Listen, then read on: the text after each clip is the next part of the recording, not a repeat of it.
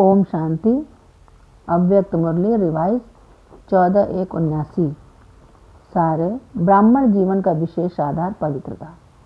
आज अमृत बेले बाप दादा बच्चों के मस्तक द्वारा हरेक की प्यूरिटी की पर्सनैलिटी देख रहे थे। हरेक में नंबरवार पुरुषार्थ प्रमाण प्यूरिटी की झलक चमक रही थी। इस ब्राह्मण जीवन का विशेष आधार प्यूरिटी ही है। आप सभी श्रेष्ठ आत्माओं की श्रेष्ठता प्यूरिटी ही है। प्यूरिटी ही इस भारत देश की महानता है। प्यूरिटी ही आप ब्राह्मण आत्माओं की प्रॉस्पेरिटी है। जो इस जन्म में प्राप्त करते हो वही अनेक जन्मों के लिए प्राप्त करते हो। प्यूरिटी ही विश्व परिवर्तन का आधार है। प्यूरिटी के कारण ही आज तक भी विश्व आपके जड़ चित्रों को चैतन्य से भी श्रेष्ठ समझता है। आजकल की नामी ग्रामी आत्माएं भी प्यूरिटी के आगे सिर झुकाती रहती हैं। ऐसी प्यूरिटी तुम बच्चों को बाप द्वारा जन्मसिद्ध अधिकार में प्राप्त होती है। लोग प्यूरिटी को मुश्किल समझते हैं, लेकिन आप सब अति सहज अनुभव करते हो। प्यूरिटी की परिभाषा तुम बच्चों के लिए अति साधारण है, क्योंकि स्मृति आई कि वास्तविक आत्मस्वरूप है ही सदा प्योर। अनादि स्वरूप भी पवित्र आत्मा है और आदि स्वरूप भी पवित्र देवता है, और अब का अंतिम जन्म भी पवित्र ब्राह्मण जीवन है। इस स्मृति के आधार पर पवित्र जीवन बनाना अति सहज अनुभव करते हो। अपवित्रता परधर्म है, पवित्रता स्वधर्म है। स्वधर्म को अपनाना सहज लगता है। आज्ञाकारी बच्चों को बाप की पहली आज्ञा है, पवित्र बनो, तब ही योगी बन सकेंगे। इस आज्ञा का पालन करने वाले आज्ञाकारी बच्चों को बाप दादा देख हर्षित होते हैं। उसमें भी विशेष आज विदेशी बच्चों को, जिन्होंने बाप की इस श्रेष्ठ मत को धारण कर जीवन को पवित्र बनाया है। ऐसे पवित्र आज्ञाकारी आत्माओं को देख बच्चों के गुणगान करते हैं। बच्चे ज़्यादा बाप के गुणगान करते हैं, वह बाप बच्चों के ज़्यादा गुणगान करते हैं। बाप के सामने वतन में विशेष श्रृंगार कौन सा है? जैसे आप लोग यहाँ कोई स्थान का श्रृंगार मालाओं से करते हो, बाप दादा के पास भी हर बच्चे के गुणों की माला की सजावट है। कितनी अच्छी सजावट होगी, दूर से ही देख सकते हो ना। हर एक अपनी माला का नंबर भी जान सकते हैं कि हमारी गुणमाला बड़ी है व छोटी है। बाप दादा के अति समीप हैं, सम्मुख हैं और थोड़े से किनारे हैं। समीप किन्हों की माला होती यह तो जानते हो ना। जो बाप के गुणों और कर्तव्य के समीप हैं वही सदा समीप है। हर गुण से बाप का गुण प्रत्यक्ष करने वाले हैं। हर कर्म से बाप के कर्तव्य को सिद्ध करने वाले समीप रत्न हैं। आज बाप दादा प्यूरिटी के सब्जेक्ट में मार्क्स दे रहे थे। मार्क्स देने में विशेषता क्या देखी? पहली विशेषता मनसा की पवित्रता। जब से जन्म लिया तब से अभी तक संकल्प में भी अपवित्रता के संस्कार इमर्ज न हूँ। अपवित्रता का त्याग और पवित्रता का श्रेष्ठ भाग्य। ब्राह्मण जीवन में संस्कार ही परिवर्तन हो जाते हैं। मनसा में सदा श्रेष्ठ स्मृति आत्मिक स्वरूप अर्थात भाई भाई की रहती है। इस स्मृति के आधार पर मनसा प्यूरिटी के मार्क्स मिलते हैं। वाचा में सदा सत्यता और मधुरता। विशेष इस आधार पर वाणी की मार्क्स मिलती है। कर्मणा में सदा नम्रता और संतुष्टता। इसका प्रत्यक्ष फल सदा हर्षित मुक्ता होगी। इस विशेषता के आधार पर कर्मणा में मार्क्स मिलती है। अब तीनों को सामने रखते हुए अपने आप को चेक करो कि हमारा नंबर कौन सा होगा। विदेशी आत्माओं का नंबर कौन सा है? आज विशेष मिलने के लिए आए हैं। कोई आत्माओं के कारण बाप को भी विदेशी से देशी बनना पड़ता है। सबसे दूर देश का विदेशी तो बाप है। विदेशी बाप इस लोक के विदेशियों से मिलने आए हैं। भारतवासी भी कम नहीं है। भारतवासी बच्चों का विदेशियों को चांस देना भी भारत की महानता है। चांस देने वाले भारतवासी सब चांसलर हो गए। विदेशियों की विशेषता को जानते हो, जिस विशेषता के कारण नंबर आगे ले रहे हैं।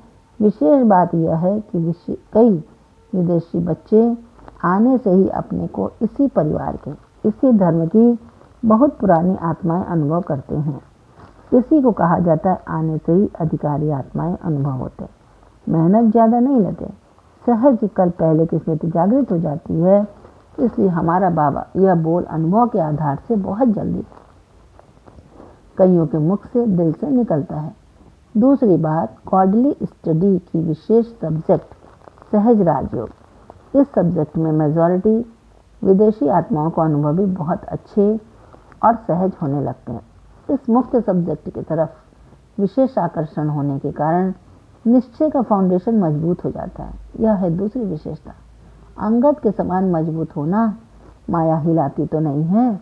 आज विशेष विदेशियों का टर्न है, इसलिए भारत के बच्चे साक्षी हैं। भारतवासी बच्चे अपने भाग्य को अच्छी रीति जानते हैं। विदेशियों को भी राज्य तो यहाँ ही करना है ना। अपने भाग्य को जानते हो, आगे चल सेवा के निमित्त बनने का अच्छा पाठ है। प्राप्त हुआ भाग्य देख सभी को खुशी होती है।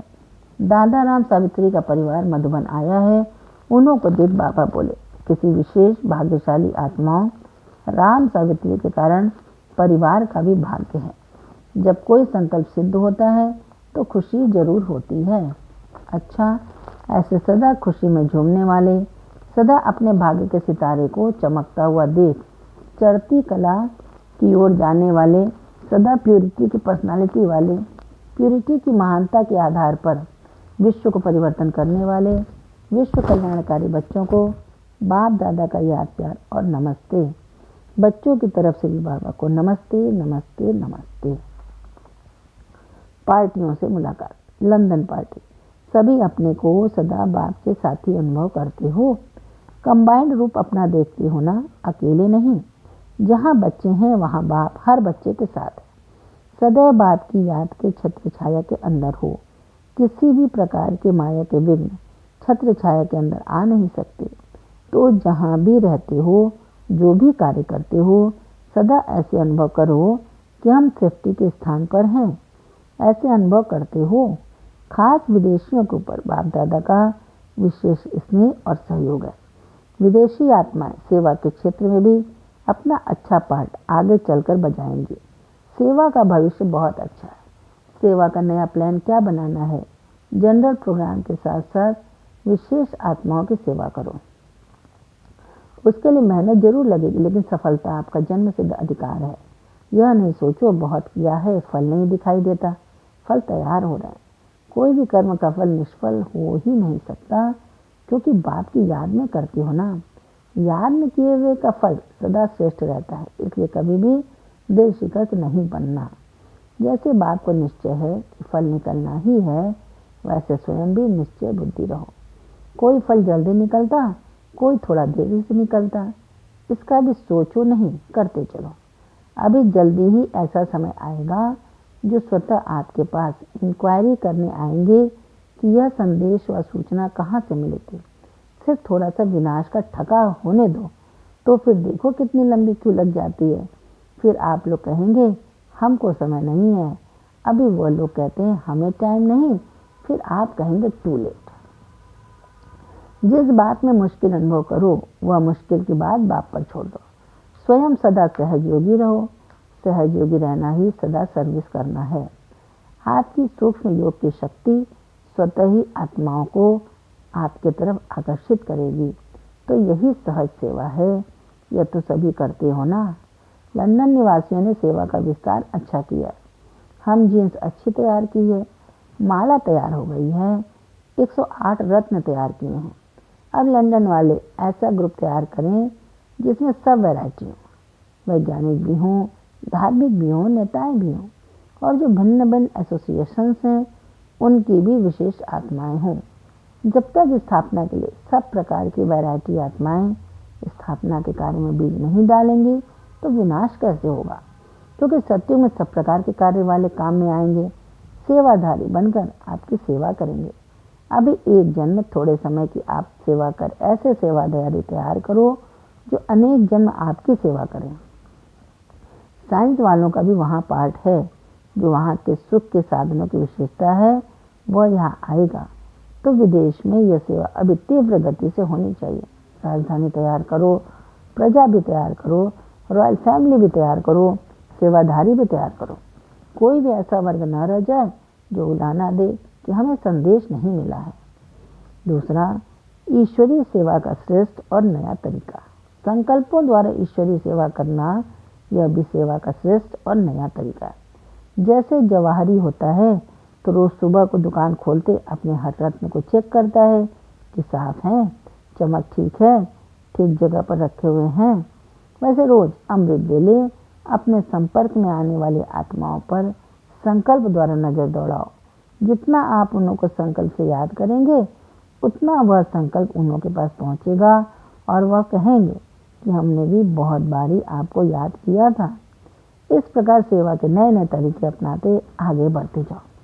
हर मास संपर्क वाली आत्माओं का विशेष कोई प्रोग्राम रखो, स्नेह मिलन रखो, अनुभव की लेन देन व मनोरंजन का प्रोग्राम रखो। किसी न किसी तरह से बुलाकर संपर्क बढ़ाओ। यह नहीं सोचो 2 निकले या 3 निकले, एक भी निकले तो भी अच्छा, एक ही दीपमाला तैयार कर देगा। जर्मनी वालों ने अपने देश में बाप का परिचय देने का साधन अच्छा बनाया। अभी जर्मनी के आसपास हैंड तैयार करके सेवा के फील्ड को और बढ़ाओ। जो भी आए हैं वह सब एक एक सेवा केंद्र संभालो, क्योंकि समय कम है और राजधानी बनानी है। जर्मनी का ग्रुप फॉलो फादर करने वाला है ना। सर्विस करो लेकिन संपर्क के आधार से, इंडिपेंडेंट नहीं। जैसे हर डाली का तने से कनेक्शन होता है, इसी रीति से विशेष निमित्त आत्माओं से संपर्क अच्छा हो, फिर सफलता अच्छी मिलती है। ऐसा प्लान बनाना। अच्छा, विदाई के समय संगम युग के यह दिन भी बहुत अमूल्य है। बाप दादा भी बच्चों का मेला संगम पर ही साकार रूप में देखते हैं। संगम युग अच्छा लगता है ना। विश्व परिवर्तन नहीं करेंगे। संगम युग की विशेषता अपनी है और नई दुनिया की विशेषता अपनी है। जब नई दुनिया में जाएंगे तो बाप को भी भूल जाएंगे। उस समय याद होगा। बाप को भी खुशी है कि बच्चे इतने श्रेष्ठ पद को प्राप्त कर लेते हैं। सदैव बाप यही चाहते हैं कि बच्चे बाप से भी आगे रहें। बच्चों का श्रेष्ठ भाग्य देख बाप खुश होते हैं। थोड़े ही समय में भाग्य कितना बना लेते हो। संगम युग की यही विशेषता है जो हर घड़ी हर संकल्प अपना भाग्य बना सकते हो।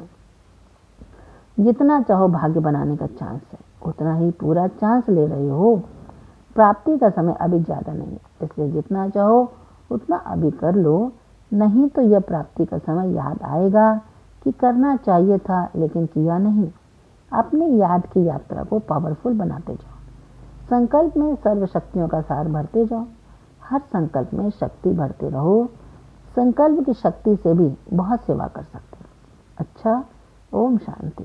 वरदान: संपन्नता द्वारा सदा संतुष्टता का अनुभव करने वाले संपत्तिवान भव। स्पष्टीकरण है, स्वराज्य की संपत्ति है ज्ञान, गुण और शक्तियाँ।